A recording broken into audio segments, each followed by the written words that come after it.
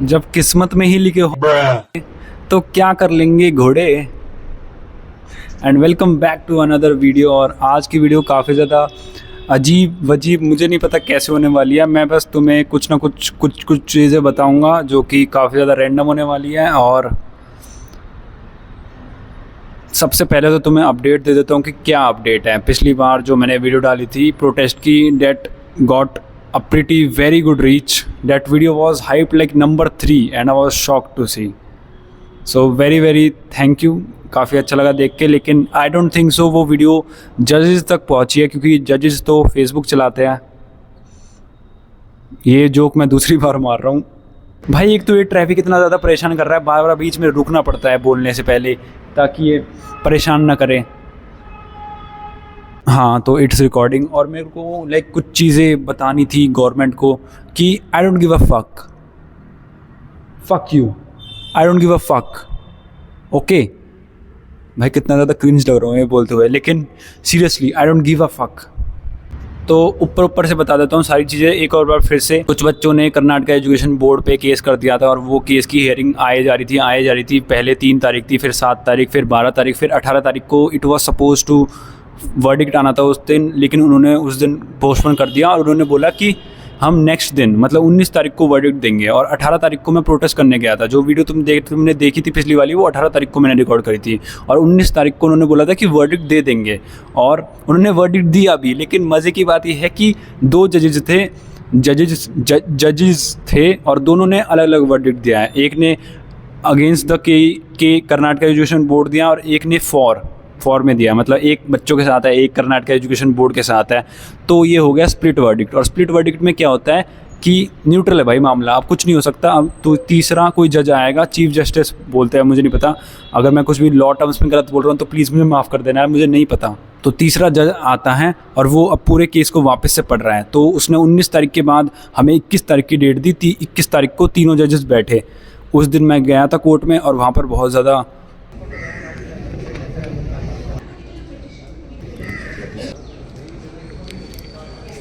फालतू के काम करे मैंने। और 21 तारीख को तीनों जजेस ने फिर से सारा केस सुना और फिर उन्होंने बोला कि हम अभी वर्डिक्ट नहीं देंगे, हम वर्डिक्ट देंगे 24 तारीख को। ओके, और आज है 24 तारीख जिस दिन मैं रिकॉर्ड कर रहा हूँ। टुडे इज़ 24 नवंबर। और आज भी मैं कोर्ट में गया था। गेस व्हाट उन्होंने क्या बोला? दे सेड कि अभी भी हमें पूरा केस समझ में नहीं आ रहा है, तो हम और थोड़ा समझेंगे इस केस को। और माइंड यू, अभी एज ऑफ नाउ आज 24 है, पिछले महीने 24 तारीख को ही प्रोविजनल रिजल्ट आया था। आज 24 तारीख भी नहीं है, 25 हो गया है, अभी रात के 1 बज रहे हैं। So you can see how fucked up this situation is. People are hopeless, the students are hopeless, I am hopeless. भाई मेरा दिमाग खराब हो रहा है, मैं पागल हो चुका हूँ। मेरे पास कुछ नहीं है करने के लिए, पढ़ाई मेरे से हो नहीं रही है। परसों एक 1 शॉट देखने का ट्राई करा था जनरल एनाटॉमी का, मेरा दिमाग फट गया कि ये क्या है, ये क्या चल रहा है भाई, मेरे से नहीं पढ़ा जाएगा, ये आउट ऑफ सिलेबस है। क्योंकि ये एक साइकोलॉजी होती है ना कि जब तक तुम्हारे टीचर्स तुम पे फोर्स नहीं करेंगे, तुम्हें पढ़ाएंगे नहीं, तो तब तक तुम्हारा मन नहीं करता है पढ़ने का। और लाइक जब तक तुम अपने आसपास के स्टूडेंट्स को पढ़ते हुए नहीं देखते हो तो तुम्हारा मन नहीं करता पढ़ने का। लेकिन अभी तक हमारा कॉलेज हुआ ही नहीं है, including me and other 900 students जिनका अभी तक कॉलेज में एडमिशन अटका हुआ है। और आज कर्नाटक एजुकेशन बोर्ड के जो हेड थे, उन्होंने कर्नाटका मतलब हाई कोर्ट में जजेस से बोला था कि सर 2 महीने पीछे चल रहे बच्चे, तो आप थोड़ा जल्दी कर सकते हो। तो जजेस ने बोला कि we don't give a fuck. मतलब उन्होंने ऐसा लिटरली नहीं बोला, लेकिन इनडायरेक्टली वो यही बोल रहे थे, we don't give a fuck. उन्होंने बोला कि आई अंडरस्टैंड कि बहुत ज़्यादा लॉस हो रहा है, लेकिन हम ऐसे ही तो जजमेंट नहीं दे सकते। जब तक हमें सारी डिटेल्स, सारे प्रूफ नहीं देख लेते, तब तक हम जजमेंट नहीं दे सकते। गैस व्हाट उन्होंने 24 तारीख की हियरिंग पे क्या बोला? उन्होंने बोला कि कल हम पक्का वर्डिक्ट दे देंगे। 25 तारीख को फिर से उन्होंने डेट दे दिया हियरिंग की। एंड अब तुम बताओ मैं क्या करूँ, मैं क्या कर सकता हूँ? मैं घर भी नहीं जा सकता। अगर मुझे घर जाना था तो मुझे उसी दिन जाना था जिस दिन मैं आया था। लेकिन हम हैं भाई, होप थी हमारे पास। मेरे और पापा मुझे होप दे रहे थे कि हो जाएगा 3-4 दिन में, नेक्स्ट हियरिंग दिए उसमें वर्डिक्ट दे देंगे, नेक्स्ट हियरिंग दिए उसमें वर्डिक्ट दे देंगे, नेक्स्ट हियरिंग दिए उसमें वर्डिक्ट दे देंगे। फिर पापा भी चले गए, लेकिन होप नहीं गई। प्रोटेस्ट करने के एक दिन पहले I was ready to go. मैंने पापा से बोल दिया था कि पापा मैं जाना चाहता हूँ यहाँ से, मुझे लगता है ये अगले 10 दिनों में भी रिज़ल्ट दे देंगे। मतलब वर्डिक्ट दे देंगे, जो भी है जजमेंट पहले आएगा, उसके बाद ही रिजल्ट आएगा। मैं ट्रेन की टिकट भी करने वाला था, लेकिन पापा ने मना कर दिया कि अब तू इतने 20 दिन रुक चुका है तो वापस आके क्या ही कर लेगा। सो मैंने भी सोचा कि बात तो ठीक कह रहे हैं, लेकिन अब फिर से वही वाली बात हो गई ना कि अब मैं फिर से नहीं जा सकता 3-4 दिनों के लिए घर पर। तो सीरियसली अगर मैं कहूँ ना, तो हमारा एजुकेशन सिस्टम इज़ लाइक इतना कैसे हो सकता है भाई? मुझे नहीं करना भाई। अगर मेरा बच्चा पैदा होगा ना, मैं उसे बोलूँगा क्या, मैं उसे यहाँ पैदा ही नहीं करूँगा, मैं उसे बाहर देश में ले जाके पैदा करूँगा और उसे इंडियन बनने ही नहीं दूंगा। अगर तुम्हें मुझे इस बात पे गाली देनी है तो तुम दे सकते हो, लेकिन मेरा बच्चा है, इट्स माई चॉइस। सच में बहुत ज़्यादा दिमाग ख़राब हो रहा है यार। 1 महीना हो गया है ऑलमोस्ट। आज 25 तारीख है, मैं 28 तारीख को आया था, तो 3 दिन बाद मेरे को 1 महीना हो जाएगा यहाँ पर, और ना मेरी पढ़ाई हुई है, ना मेरा कॉलेज हुआ है, ना मेरा ढंग से कुछ भी हो रहा है। बस एक ही चीज़ हो रही है, और वो है ब्रेन रॉट। पूरे दिन स्क्रॉल करता रहता हूँ, या तो यूट्यूब या तो इंस्टाग्राम स्क्रॉल हो रहा है बस, और ब्रेन रॉट हो रहा है। मैंने एक एक्स स्टूडेंट से पूछा जो मेरे कॉलेज में जो मुझे अलॉट हुआ था, उसने मुझे बताया कि एनाटॉमी में इतना हो चुका है, बायोकेम में इतना हो चुका है, फिजियोलॉजी में इतना हो चुका है, और मेरी लिटरली सुन के फट गई कि मैं इतना कवर कैसे करूँगा। 2 महीने पीछे हूँ मैं उन सब के। और MBBS is such a vast course, उसमें तुम 2 महीने के बैकलॉग के साथ जब एंटर करोगे तो तुम्हारी और ज़्यादा फक्ड अप सिचुएशन हो जाएगी। आई डोंट नो कि मैं एग्ज़ाम पास भी कर पाऊँगा या नहीं, वैसे कर लूँगा, इतना पास तो कर ही लूँगा आई गेस, इतना तो हार्ड नहीं होगा ना।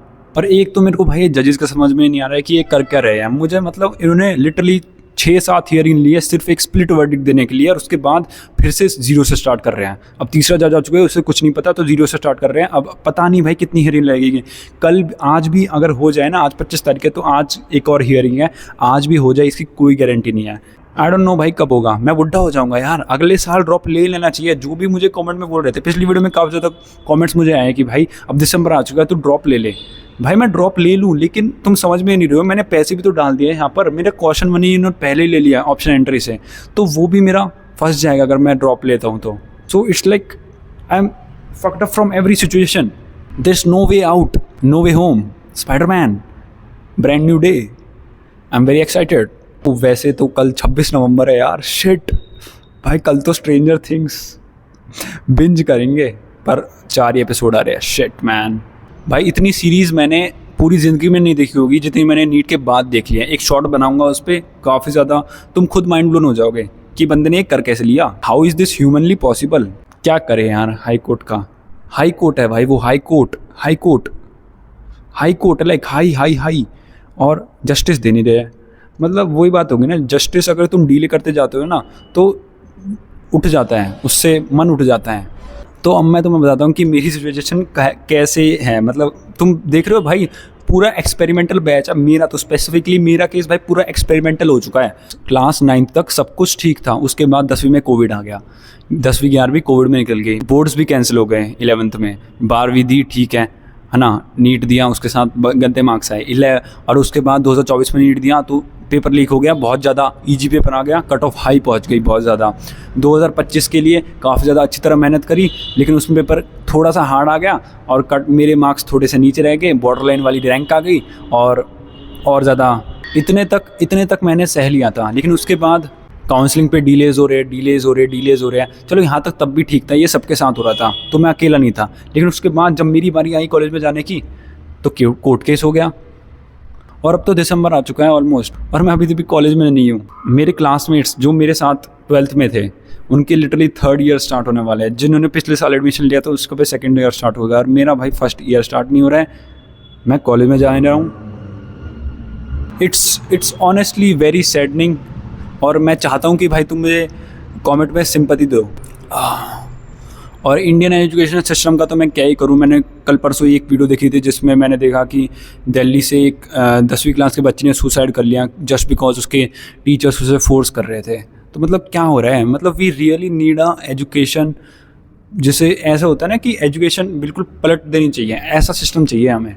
आई don't know what to say now. Bye bye, peace, Shailo. मिलते हैं नेक्स्ट वीडियो में। Bye bye, see you in the next one. Peace, signing off, signing out. Bye bye, मिलते हैं कल मिलेंगे, परसों मिलेंगे। टूटे मकान एक बार गिर गए, मिलते फिरते नहीं। टूटे मकान एक बार गिर गए, फिर जुड़ते नहीं। क्या कर रहा हूँ मैं? बाय बाय, मिलते हैं नेक्स्ट वीडियो में। Till then see you next. भैंचोद।